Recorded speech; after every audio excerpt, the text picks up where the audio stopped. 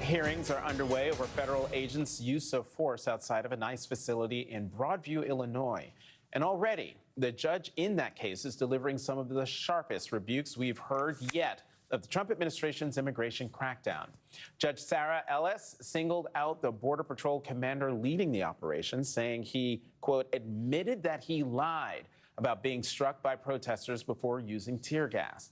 She said the administration's witnesses were, quote, simply not credible, and that their testimony, quote, calls into question everything the defendants are doing.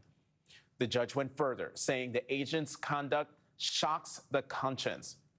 All this comes amid yet more disturbing ICE arrest footage. In Fitchburg, Massachusetts, there was video on social media of a man appearing to suffer a seizure while holding a toddler during an arrest. ICE disputes that account, saying the man had, quote, no legitimate medical episode and that he allegedly refused treatment.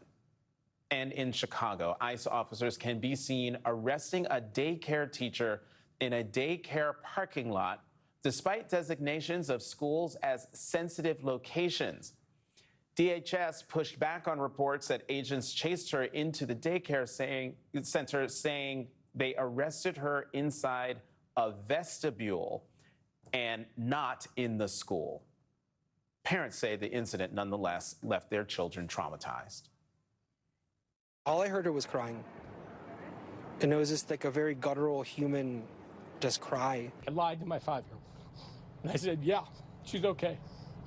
Do I know the answer to that? No. My 4-year-old already is crying at home right now, asking me about how her teachers are going to be safe. You're supposed to tell your children that law enforcement is taking care of you, right? That they're here to serve and protect, that they're keeping us safe. What are we supposed to tell our children? Joining us now, Congresswoman Delia Ramirez of Illinois. She serves on the House Homeland Security Committee. Congresswoman, thank you very much for coming to the weekend. You've been outspoken on this arrest outside the Chicago Daycare Center. DHS has defended how the ICE agents conducted that operation, saying that the employee was not arrested inside the daycare center, but the entrance. Your reaction to that comment and just to the whole episode? I mean, what you have seen and the judge has ruled is that Bovino, DHS, they're all liars. They lie. I was there at the daycare center. I met with many of the parents that you just saw. They arrested her there in the daycare. You had masked men with guns roaming around the daycare while children were there. I hugged a 3-year-old little boy whose heart felt like it was going to pump out of his heart. And that incident had happened an hour prior. They don't respect any sensitive locations, whether it's a daycare, a school, a church, or in the case of my own district, a hospital, an emergency room hospital, which, by the way, Jonathan, has now a 40% rate of no-show for people who need to go see their doctor because they're so afraid of going to the hospital. Congresswoman, I'm sure you saw this video out of Fitchburg, and there's a different shot than what we showed, where the man does appear to be having some kind of episode. You know, people there say it was a seizure. The DHS says it wasn't. At the end of the day, he was still holding a child, and I'm having a hard time understanding how any law enforcement official can be grabbing anybody when they're holding a baby in their arms. And so when you think about the tactics that ICE is using, right, it seems to not have a care for any impact on anyone. They seem singularly focused on just getting the person that they're after, whether that person ends up being a citizen or not, right? We've seen them pick up American citizens. How do you think that changes the community? What are you hearing from folks? Because I just be honest, I was crying when I saw the video yesterday of the father. I wasn't even sure why. I just started crying, and my husband had to hold me because I was so bothered by it. And it feels like Americans are bothered by it. DHS does not seem bothered by it. Well, what are you hearing from the community?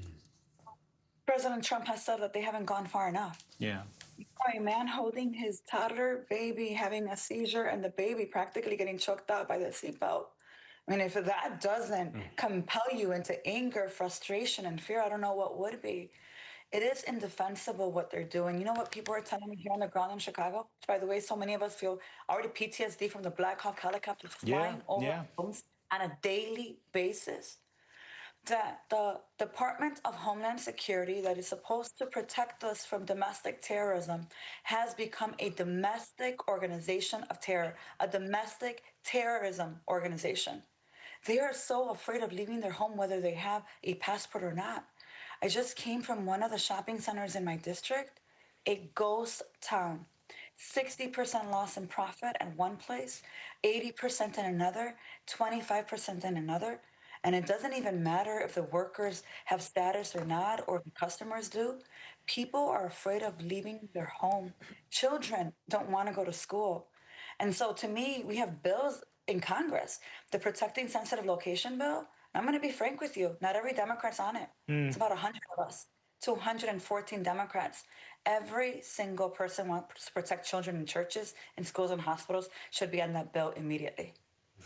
And Congresswoman, it seems like this issue of Trump's deportation policy played a quiet role in Tuesday's elections, especially in a place like New Jersey, where Latinos in several different counties shifted away from Trump after voting, and the Republican Party after voting for him in 2024. There is a longtime chair of the GOP in New Jersey's heavily Latino Hudson County who told the Washington Post that he pointed to the Trump administration's immigration crackdown as an explanation for the shift. When you start to touch the grandmother that is here for 20 years or the guy that is maybe married to an American family, you're creating an American problem. You know, Trump on the campaign trail promised the largest deportation operation in American history. Do you feel like, did Latino voters just not believe him, or was it a failure of Democrats to capture the attention and to actually provide policy prescriptions that that community believed in? I mean, how do you explain this shift that we're seeing right now? Do you agree with the assessment by Jose Arango? Jackie, I think that people, Latinos especially, went to the ballot box and they thought they were voting for someone that was going to bring affordability, that was going to make it easier for them because they were really struggling. It was an economy issue. And you were just talking about affordability a moment ago, but you have a president that now has waged a war on affordability. People are struggling more at the grocery store. They're losing their jobs. They're losing their grandmothers. They are watching the construction workers that are building homes in white affluent neighborhoods and also in middle class neighborhoods and other communities who are just gone, disappeared. And so I think that what people are saying, this is not what we voted for. This man has he thinks that he can go unchecked. And instead of actually fighting for us, he's fighting for a gold ballroom and fighting in the Supreme Court so that seniors can't get their SNAP benefits. I think that a lot of the Latinos that I know that voted for him are saying, Delia, I'm sorry. I'm so sorry I voted for him. That is not what I voted for. And I'm sorry that your family, that so many people that you know, so many people that we know, our own family, are under attack in this moment. Because it doesn't even matter about status. It's if you look like us, they're coming for us. Congresswoman Delia Ramirez, we have so much more to talk about, but unfortunately we're out of time. Thank you so much for joining us. Thank you for having me.